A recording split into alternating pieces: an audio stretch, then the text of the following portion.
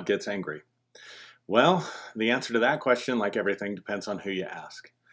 It seems like there's always voices in our society that whenever there is a natural disaster, something bad happens, tornadoes, hurricane, um, certainly back in 2001 when 9/11 happened, there were lots of voices that were saying that what we were experiencing was the wrath of God, that God had lifted his hand off of our country, lifted his hand of protection. And that's usually how it goes. God is either directly in the disaster because of something that humanity has done that has angered him, or he's lifted his hand of blessing and his hand of protection, and so you're left exposed to all these different dangers because God is angry.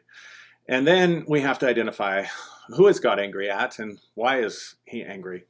And so whatever scapegoat the group wants to pick, whether it oftentimes it's the LGBTQ community, oftentimes it's the people who have had abortions, sometimes it's the church themselves. Sometimes it's the people of God themselves. They're not living holy enough or righteous enough.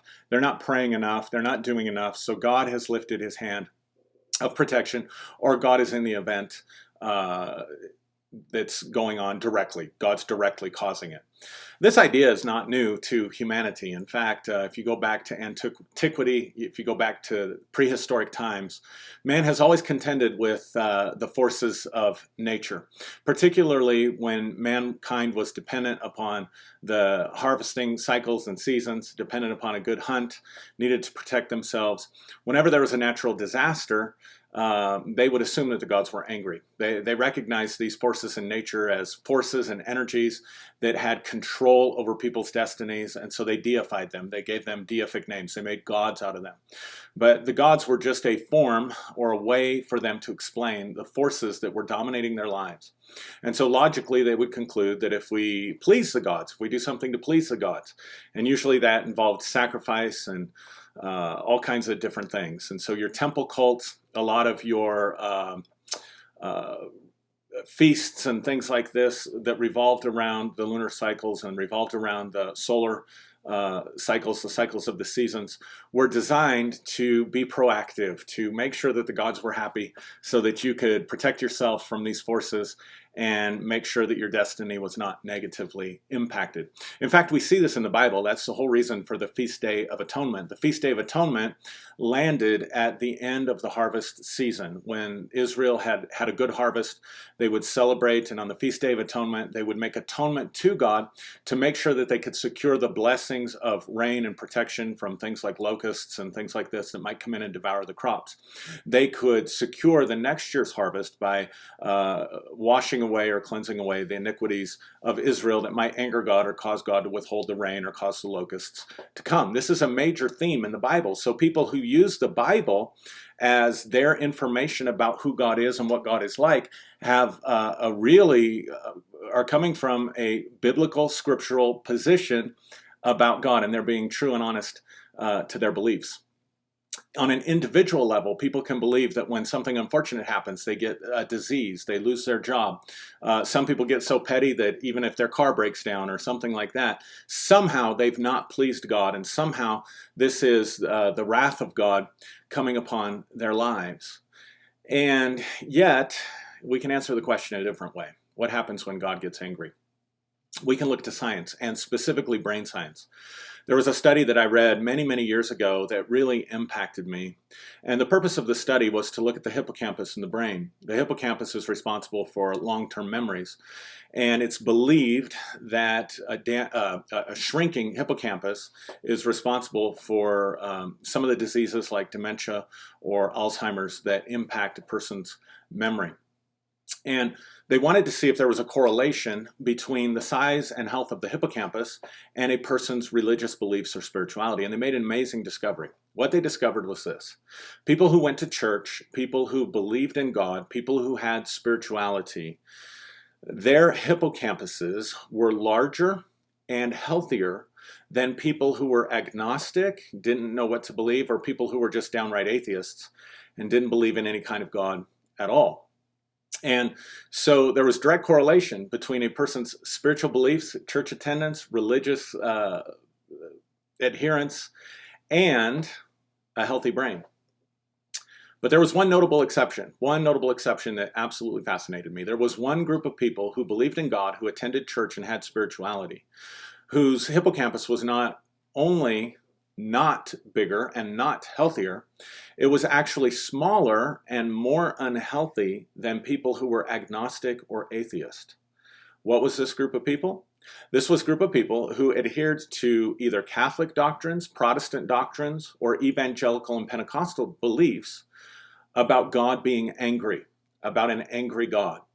And so what they were able to discover in this study was that believing in an angry God actually is damaging to your brain. It actually causes brain damage. There's other studies that have been done that show that when you believe that God gets angry, it shuts down your ability to reason, it shuts down your ability to think critically, and it causes the limbic system to swell. So literally believing in an angry God or a God who is against you literally causes brain damage and is bad for your mental health.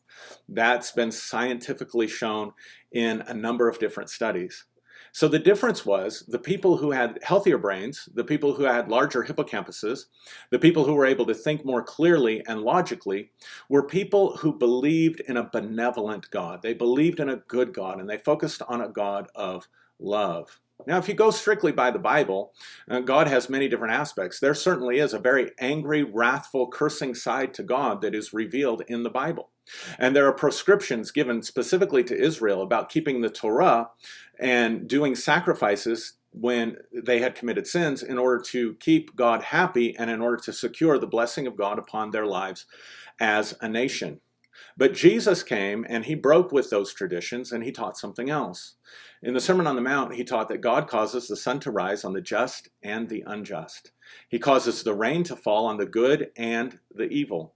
This was in direct contradiction to the scriptures, specifically Deuteronomy chapter 28, where God says, if you want rain and you want blessing, obey my commandments. And if you disobey my commandments, I'm going to send curse and famine and locusts and national disasters. Well, of course, because the ancient Israelite religion was an ancient religion. And like all peoples, they were trying to make sense of these forces that were controlling their destiny and controlling their lives. And so for them, they had to appease Yahweh, or they had to obey Yahweh in order to secure his blessing. As individuals, we can believe that we have to do certain things, perform certain things, confess certain things, keep our lives right with God, keep our lives clean, whatever the case may be. And if we do those things, then somehow the blessing of God will be on our life. And if we don't do those things, then all of a sudden we have to go on a search and find out what is it that I did that caused this bad thing to happen, that angered God, and what is it that I need to do to appease God so that God is not angry anymore. So that for a lot of people, their religious spiritual experience is totally barbaric, archaic, and pagan. They're doing and living their lives by the same principles that ancient people lived by, the same principles of these things are happening to me because of something I did and because I've angered God. But if we want to look at it, the reality is what really is going on is when we believe like that, we're giving ourselves brain damage. We're making ourselves mentally ill. Now, I know this from science, but I also know it from personal experience. I spent a lot of years from my childhood believing that somehow one day I was going to give account for everything that I did, and I had to make sure that I lived a certain way. I had to dot all my I's and cross all my T's to make sure that I kept God happy so that I could have a good life. And I got to about my 45th birthday, and that system began to break down on me. Prior to that, I was having all kinds of anxiety attacks, panic attacks. I'd always battled with insecurity and just kind of a lack of peace in my own heart, in my own life. And as part of my self-care, I went to therapy, and I had an experience in therapy where I was faced in my imagination with this image that had been imprinted upon me since childhood that God was angry. This image felt real, it seemed real, I was totally convinced and totally believed in this image.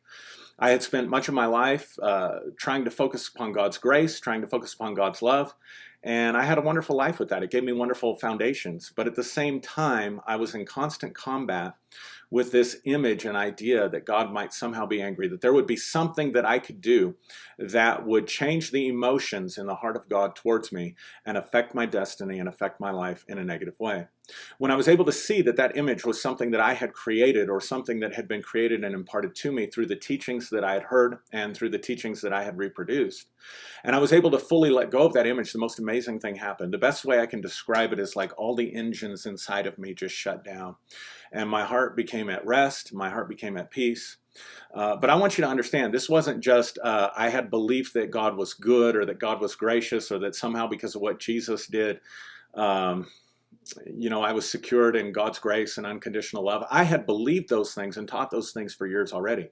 No, I had to completely give up the idea that God could ever be angry at me for anything that I did, that there was no judgment whatsoever. I had to let go of that belief in that imaginary God. And when I let go of that belief, like I said, the most amazing thing happened. Everything that I was striving for, everything that the Bible says in Galatians chapter 5, the fruit of the Spirit, love, joy, peace, patience, kindness, goodness, gentleness, faithfulness, self-control, all those things just began to naturally manifest when I stripped myself and got out of my subconscious and out of my mind this idea that God was angry. There's science to back it up. And so you might be struggling with that too. You might be struggling with anxiety. I've found a lot of people who even develop obsessive compulsive disorders about their thoughts, about keeping God happy, about trying to be a good person, trying to be a good soldier, trying to be a good boy or a good girl. And yet life just kind of happens. Good things happen to us, bad things happen to us. And I do believe that there is divine intervention and answered prayers, and there's a lot of things that we can do to create a reality for us that is prosperous and blessed, but it has nothing to do with appeasing God through prayer, through faith, through anything that we can do. That God simply, for me, no longer exists. And so you might try giving up on that idea. But if nothing else, I want you to see in this video that when God gets angry, we make ourselves mentally ill, and we do brain damage to ourselves. So anyway, wherever you're at, I hope it's good for you, and God bless you. Thank you for listening. If you haven't subscribed to my channel, I'd love to have you do that. I'd love to have you like the video and hear your feedback. I'll be posting more of these regularly. And like I said, wherever you are, whatever time it is for you, I hope you're doing great.